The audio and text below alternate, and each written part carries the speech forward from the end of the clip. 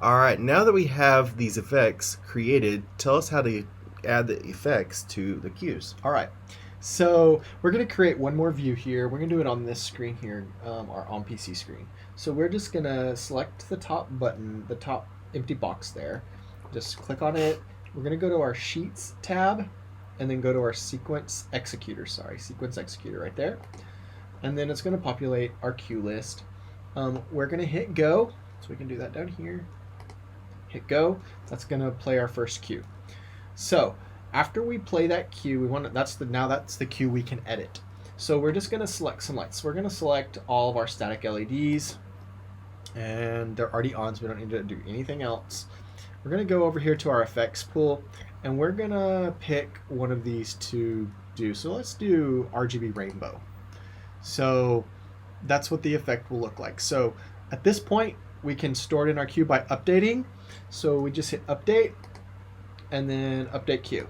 So now we can hold down clear, and we can see that effect has been applied to our cue list.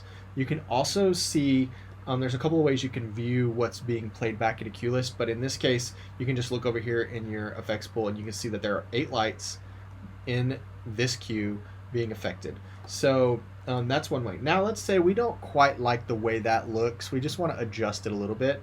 Well, the cool thing is you can adjust it in the cue without actually adjusting the effect. So what we'll do is we'll select those lights again, we'll select that effect again, and then you can see right here there's some options for us. We have speed, which is the main one that I adjust a lot. So if I want it to go faster, I'll just say 60 and it'll go faster. Or if I want it to go slower, 10. Go really slow. And then you just simply update the cue again, and that speed will now be updated in the cue. Now that does not affect the overall look of this effect. Every time we select this effect, it will go back to what it was in the first time we applied it. This is only applying changes in the cue to that effect. It's not applying anything to the effect pool itself. So that's an easy way to make effects change without actually having a billion effects in your pool.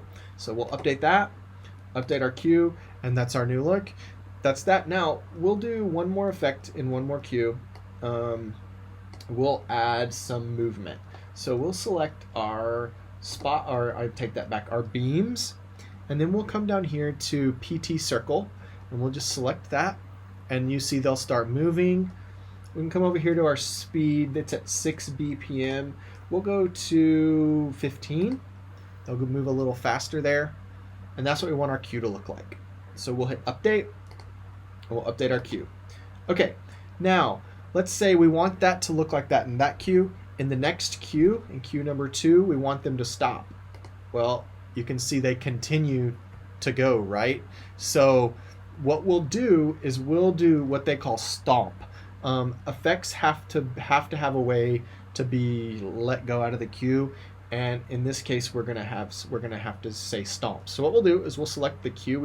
I don't even think we need to select the lights, but I think you just select the cue. The lights are already selected in our case, and hit stomp, which is right here, stomp, and they stopped moving. And let's say we want this effect to stop as well, so we'll just select that effect, hit stomp, and it didn't work because our lights are not selected. So we have to select the lights, select the effect, and hit stomp. The lights went back to what they're supposed to be. We hit update, and then update cue, and then hold down clear, and that effect is gone. Now we'll hit go to go to 3, and then we'll go back to 1 so we can kind of see what happens here. Let that cue play out. That's the one we added a long time on our cue last time. So let that happen, then we'll go back to 1. You can see our effects should play. They do take cue timing, so that means the color effect that's happening with the static LEDs will take the color timing, so that in this case is cue timing, which is 3, and the pan and tilt timing will be happening with the other. So that's that. So now when we go to the next one, you'll see that they take the cue timing to stop as well. So That's how to add them to your cues and to take them out of your cues. Very cool. See you next episode. See ya.